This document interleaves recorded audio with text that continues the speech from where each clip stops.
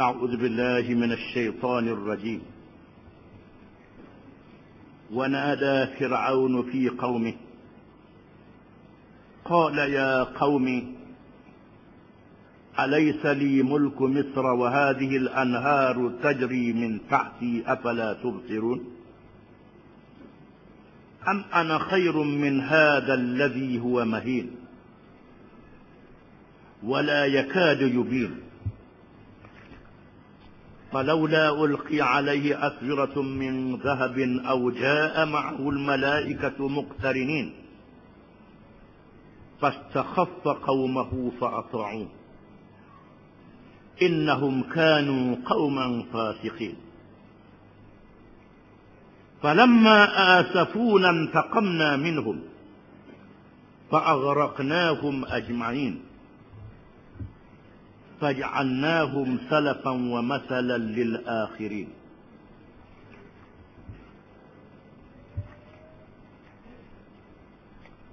وقالوا آلهتنا خير ولما أضرب فجعلناهم سلفا ومثلا للآخرين.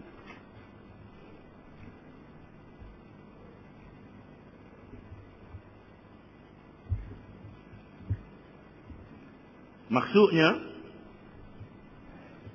dan Fir'aun pula menyeru dengan mengisytiharkan kepada kaumnya. Katanya, wahai kaumku, bukankah kerajaan negeri Mesir ini aku yang menguasainya? Dan sungai-sungai ini mengalir di bawah istanaku. Tidakkah kamu melihatnya? Bahkan bukankah aku lebih baik daripada orang yang hina keadaannya ini dan yang hampir tidak dapat menjelaskan perkataannya? Kalau betul ia seorang Rasul, maka sepatutnya ia dipakaikan oleh Tuhannya dengan gelang-gelang emas yang menandakan ia seorang pemimpin. Atau datang malaikat bersama-sama dengannya sebagai saksi tentang kebenarannya. Dengan yang demikian, maka Fir'aun memperbodohkan kaumnya. Lalu mereka mematuhinya. Sesungguhnya mereka itu adalah kaum yang fasik, yakni durhaka. Setelah mereka menyebabkan kemurkaan kami, yakni dengan perbuatan durhaka itu, kami seksakan mereka, iaitu kami tenggelamkan mereka semuanya sehingga binasa. Maka kami jadikan mereka contoh dan pengajaran bagi orang-orang yang datang kemudian.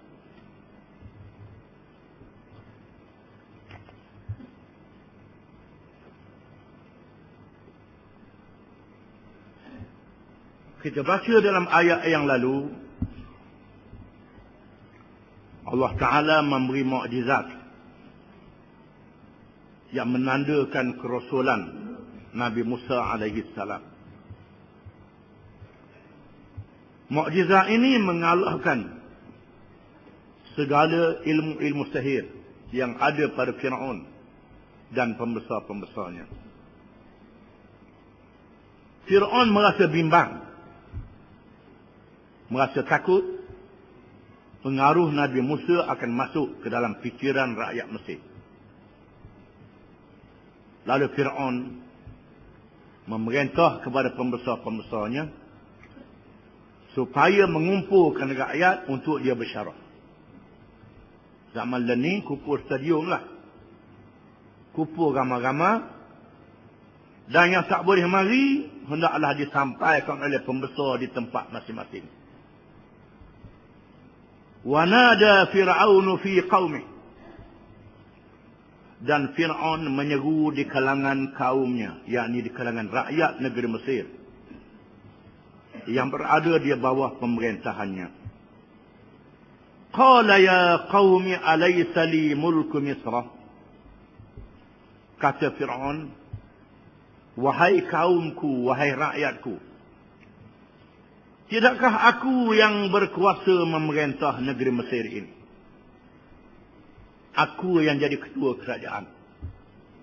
Bukan saja ketua, semua kerajaan ini di bawah aku belaka. Aku yang berkuasa, yang memerintah negeri Mesir ini.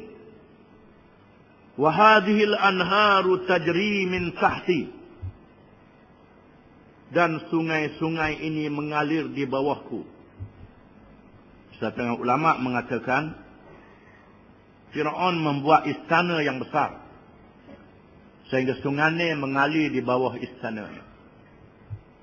Setengah ulama mengatakan dengan makna air-air sungai diarahkan oleh Firaun masuk ke kampung dan kawasan mana-mana menggunakan sihir dan mungkin juga menggunakan projek tali air yang masuk ke kebun-kebun. Firaun menggunakan kekayaan. Setengah ulama mengatakan yang dimaksudkan dengan sungai yang mengalir termasuklah harta-harta yang memberi bantuan kepada rakyat. Laksana air sungai kerana kayanya Firaun.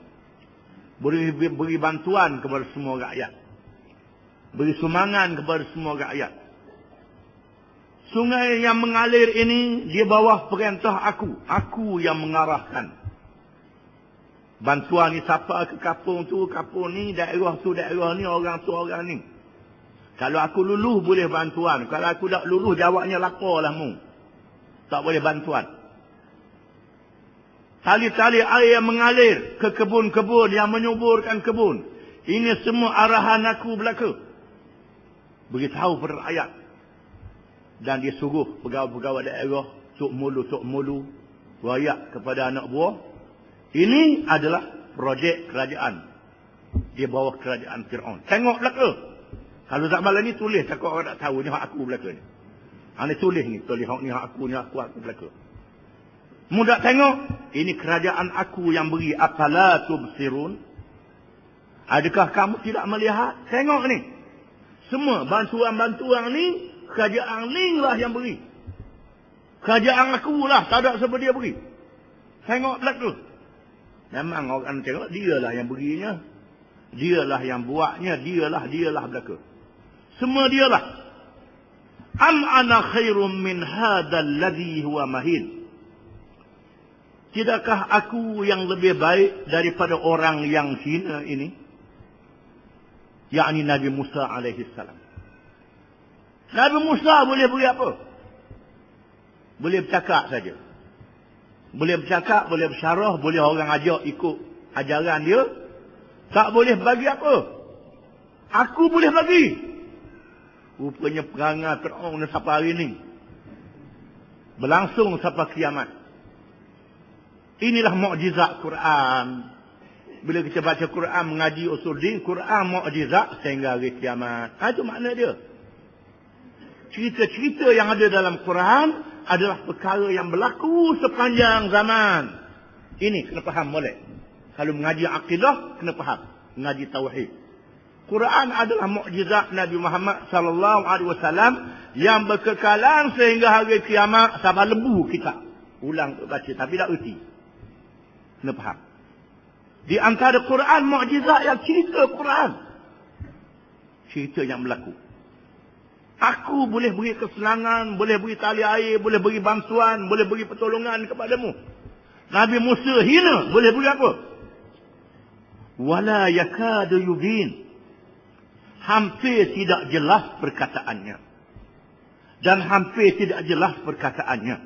Nak cakap pun tak jelas. Disebut dalam surah Taha, Nabi Musa berdoa. Qala rabbi shrah li sadri wa yassir li amri wahlul 'uqdatam min lisani yafqahu qawli. Itu doa Nabi Musa. Qala, kata Nabi Musa, rabbi shrah li sadri, lapangkanlah dada aku hilang, takut tu hilang. Wa yassir li amri, mudahkanlah urusanku. Wahlul 'uqdatam min lisani, dan hilangkanlah simpulan yang menjadikan aku gagak tak jelas dalam perkataan aku. Kerana Tuhan jadikan ada kecacatan pada lidah Nabi Musa alaihissalam. Dalam tafsir surah Taha dulu kita dah baca barangkali. Ketika Nabi Musa menjadi anak angkat Fir'aun. Ketika dia masih kecil, duduk atas riba, masa tengah buahnya lepas pipi Fir'aun. Nabi Musa lepas, tapau, berasa sakit. Lalu Fir'aun kata, ni bakal anak lelaki yang ditunjuk oleh nujum yang akan menjatuhkan kerajaanku. Kecil anda tapu aku dah. Kalau besar tak tahulah. Lalu Fir'aun suruh panggil tukang sembelih, suruh sembelih Nabi Musa. Kata pemasuri, jangan, dia budak tak erti. Budak tak erti, tak tahu kahla. Siapa nak tengok? Lalu dia bawa bara, bekas bara dan bekas yang diisi dengan permata. Nabi Musa pun merangkak. Malaikat Jibril tepi tangan Nabi Musa. Nak ambil Pak Molek lah. Jibril tepi, ambil bara api. Ambil bara api dalam mulut. Sehingga padam bara api dalam mulut. Maka lidah dia jadi sakit. Tangannya terbakar. Ini yang menyebabkan lidah dia memberi kesan kepada percakapan dia. Maka dia berdoa. Wahlul 'uqdatan min lisani. Hilangkanlah simpulan, gagak ataupun selo tak jelas pada lidah aku. Para ulama menambah lagi. Ada ulama yang menceritakan tangan dia tuak kena api itu letup tak baik. Fir'aun tak dekat nak cari doktor. Hari itu tak ada doktor tuak bama lah. Cari tuak bama, buah hebat macam-macam tak baik. Tak baik. Ada ulama yang menafsirkan tujuan Tuhan jadikan tangan Nabi Musa itu tak baik supaya Nabi Musa tidak menjamuh makanan dalam pinggang yang sama dengan Firaun. Dengan manusia yang haram ini. Allah Ta'ala selamatkan Nabi Musa daripada makan makanan yang makan sama dengan Firaun. Ada ulama yang mengatakan ini pemeliharaan daripada Allah Subhanahu Wa Ta'ala. Itu Allah Ta'ala atur.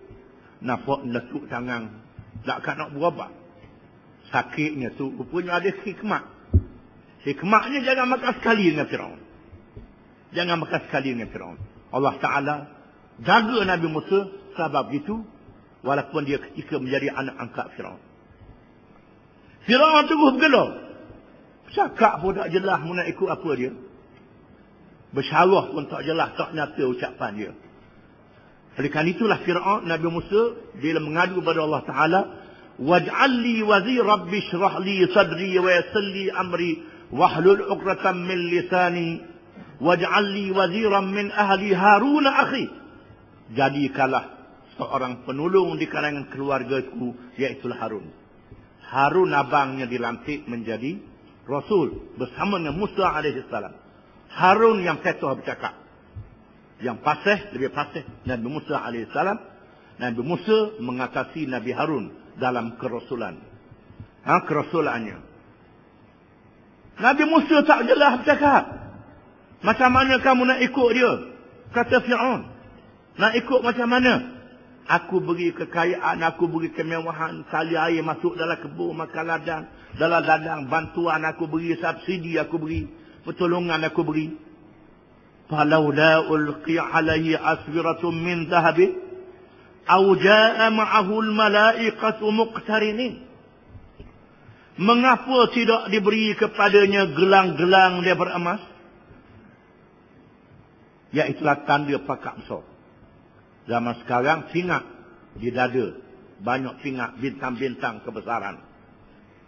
Zaman dulu gelang-gelang emas yang menyatakan seseorang itu berpangkat. Mengapa tidak dihiaskan kepada Nabi Musa gelang-gelang emas yang menandakan pangkat kebesarannya? Iaitulah adat mereka yang berpangkat tinggi di zaman itu. Au jaa ma'ahul malaikatu muqtarinin, ataupun datang bersama malaikat yang mengiringinya, ataupun dia mari ada malaikat yang mengiringi dia. Pasal apa tak ada malaikat mengelilingi dia sama? Menandakan dia seorang rasul, tak ada. Dia duk main dengan Harun lah.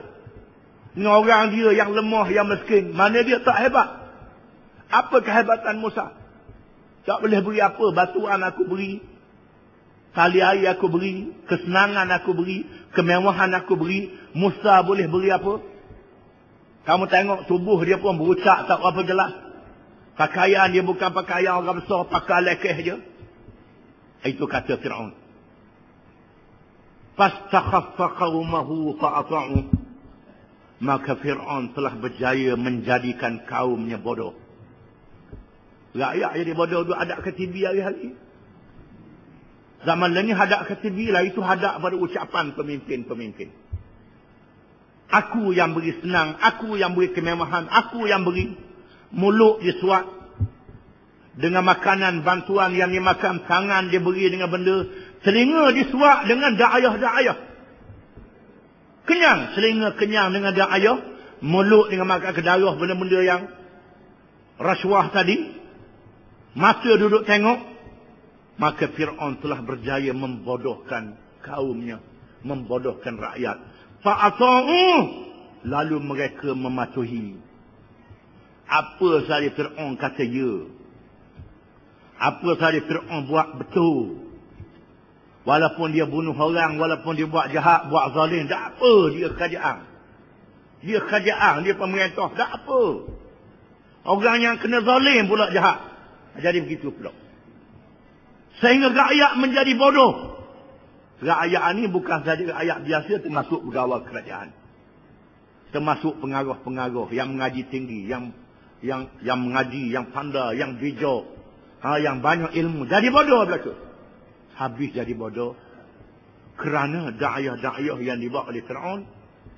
Begitulah kerajaan-kerajaan yang memerintah di sepanjang zaman Namrud, Abu Jahal, Rum, Parsi dan sehingga hari ini. Menjadikan rakyat dia bodoh, tak erti mikir. Innahum kanu qauman fasiqin.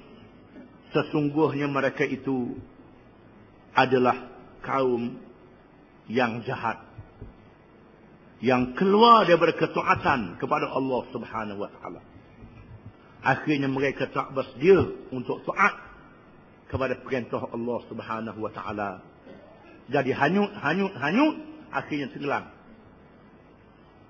Falamma asafuna intaqamna minhum fa'aghraqnahum ajma'in.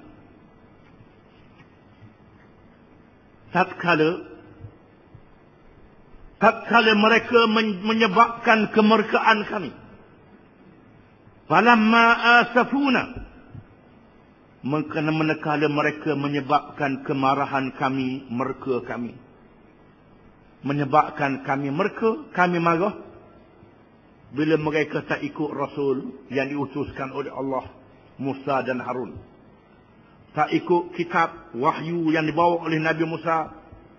Mereka tak dengar kata. Menyebabkan Allah murka kepada mereka. Intaqamna minhum. Kami Allah menghukum mereka dengan hukuman kami. Fa'aghraqnahum arjam'ain. Maka kami tenggelamkan mereka semuanya. Fir'aun dan berjuta bala tenteranya ditenggelamkan oleh Allah. Walaupun Fir'aun memiliki kerajaan yang besar, kuasa besar di zamannya. Zaman tu kuasa besar ialah kerajaan Mesir. Kuasa besar dunia. Tak ada yang boleh lawan dia masa itu. Zaman ini Amerika. Amerika kuasa besar. Zaman itu Fir'aun yang jadi kuasa besar negeri Mesir. Maka Allah hukum Fir'aun dan bala tenteranya ditenggelamkan oleh Allah bila dia bermasa. Setelah Allah Ta'ala beri tempoh, beri masa yang panjang, mereka yang memerintah itu berfikir, mengambil pengajaran, degil juga, lawan juga, Allah Ta'ala tenggelamkan mereka. Setelah dia beri masa berpuluh tahun, bukan masa yang pendek, berpuluh tahun. Bila sampai masa Allah Ta'ala suruh Nabi Musa memimpin Bani Israel meninggalkan negeri Mesir, cari negeri lain, berhijrah. Nabi Musa pun keluar di waktu malam. Ketika penduduk negeri Mesir tidur, keluar-keluar tak temu jalan. Lalu seorang tu mengatakan, kerana Nabi Yusuf ada wasiat, kena bawa sama jenazah Nabi Yusuf yang dikebumikan di Mesir. Tak ada siapa tahu, malaikat seorang perempuan tua. Lalu perempuan tua tu ditanya, di mana kubur Nabi Yusuf? Kata orang perempuan tua tu kan Nabi Musa dengan syarat. Baru saya boleh beritahu. Syaratnya aku nak masuk syurga, kata dia. Nak masuk syurga denganmu. Musa kata, macam mana? Syurga ni bukan hak aku, hak Allah Ta'ala. Kena Allah Ta'ala izin. Lalu Allah mewahyikan kepada Nabi Musa. Ya, Allah Ta'ala jamin perempuan ni masuk syurga. Barulah tunjuk kubur Nabi Yusuf. Digali, dibawa mayatnya, dibawa sama, baru jumpa jalan. Jumpa jalan. Belum sampai ke tempat yang dituju, sampai tepi laut waktu siang hari. Tak boleh nak jemeram. Masa tu Fir'aun yang sudah bangun bersama dengan bala tenteranya, rakyatnya, berhimpun beramai-ramai 1 juta lebih untuk memburu Musa dan Bani Israel, untuk menangkap dan membunuh. Mengejar dengan pasukan berkuda dan segala alat kelengkapan, sehingga debu nampak menjulang ke langit. Ramainya bala tentera yang memburu kaum Bani Israel ketika mereka dalam keadaan takut di tepi laut. Mereka berkata, inna lamudrakun, kita akan dapat ditangkap. Kali ini habis hak kita. Nabi Musa menjawab dengan jawapan seorang Rasul yang yakin kepada pertolongan Allah. Kalla inna ma'iya rabbi sayahdin, kata Nabi Musa. Kalla, tidak sekali-kali. Fir'aun tidak akan dapat menangkap kita. Tidak akan dapat membunuh kita. Inna ma'iya rabbi sayahdin. Sesungguhnya bersama dengan aku, Tuhan aku, sayahdin, dia akan tunjukkan kepada aku bagaimana nak menyelamatkan kita. Maka malaikat Jibril datang, menyuruh Musa memukul laut dengan tongkat. Dipukul laut dengan tongkat, maka Allah menjadikan lorong-lorong yang luas laksana lebuh raya. Dan air laut mengangkat macam bukit. Air laut, tanah lautnya kering, tak ada air lagi. Air terangkat macam bukit. Di kiri kanan lorong-lorong itu, Musa masuk lorong kaum Bani Israel. 2 belah kabilah dia, melalui 2 belah lorong. Bila mereka sapa seberang sana, mereka selamat. Fir'aun pun sapa. Tengok, lorong ada. Lorong ada. Fir'aun teragak-agak. Teragak-agak Fir'aun. Tapi geram dan panahnya terhadap Nabi Musa dan Bani Israel tak tertahan lagi. Lalu masuk melalui lorong-lorong itu. Sapa di tengahnya laut bertangkup. Mereka ditenggelamkan oleh Allah Subhanahu wa ta'ala. Peristiwa yang disebut dalam Quran, yang disebut dalam Taurat, yang disebut dalam kitab-kitab Nabi-Nabi zaman dulu, dibaca oleh golongan ahli kitab. Faj'alnahum salafan wa masalan lil akhirin, dan maka kami jadikan mereka orang yang dahulu, salafan, orang yang dahulu, wa masalan, dan contoh kepada orang yang kemudian. Orang yang kemudian ini termasuk kita lah. Yang kemudian, contoh yang awal yang ditunjuk oleh Allah Ta'ala, iaitulah kaum yang dimenasakan dengan kejahatan dan amal mereka. Walaupun mereka adalah kerajaan yang besar, kuasa besar dunia, kaya, memberi bantuan kepada rakyat, tolong rakyat, bantu rakyat dengan projek, tapi lawan Rasul dan lawan kitab yang diturunkan oleh Allah. Menjadi contoh, mereka dibinasakan oleh Allah. Contoh zaman dulu dan pengajaran kepada orang yang kemudian. Begitulah orang yang kemudian kalau tak ikut Quran yang dibawa oleh Nabi Muhammad sallallahu alaihi wasallam, orang yang mengajak kepada Quran kita tak ikut, kita buat main-main, Allah Taala bagi tempoh dulu. Boleh tiba masanya dibinasakan oleh Allah, dimusnahkan oleh Allah dengan cara zaman masing-masing. Zaman Nabi Musa dengan laut yang menenggelamkan mereka. Zaman Nabi Hud, angin yang kuat. Zaman Nabi Saleh, kempit yang kuat. Sehingga memecahkan jantung. Anak selinga jantung pun pecah. Mati habis. Nabi kaum Lut, dilingkupkan negeri mereka.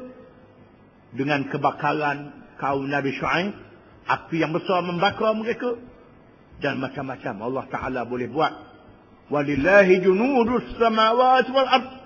Dan bagi Allah bala tentera yang ramai di langit dan di bumi. Tentera Allah banyak.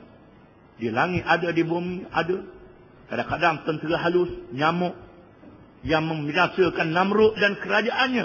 Dengan tentera nyamuk yang halus membinasakan Namrud dan kerajaannya.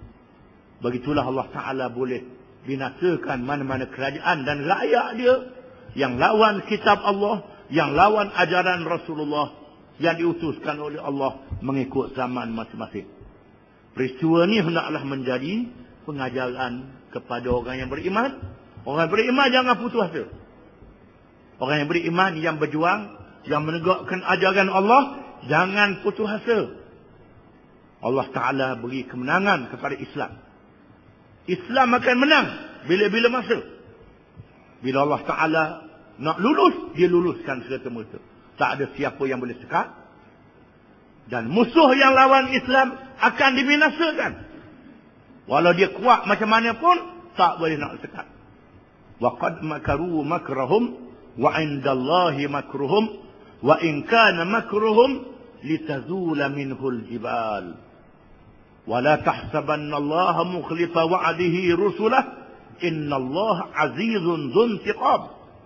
Dan sesungguhnya mereka merancang tipu daya mereka. Macam-macam, satu rancangan untuk tipu rakyat. Lepas rakyat ditipu. Aku berada di sisi mereka, kata Tuhan. Allah berada di sisi perancangan mereka. Walaupun perancangan mereka boleh menguntuhkan bukit buka dan gunung ganang.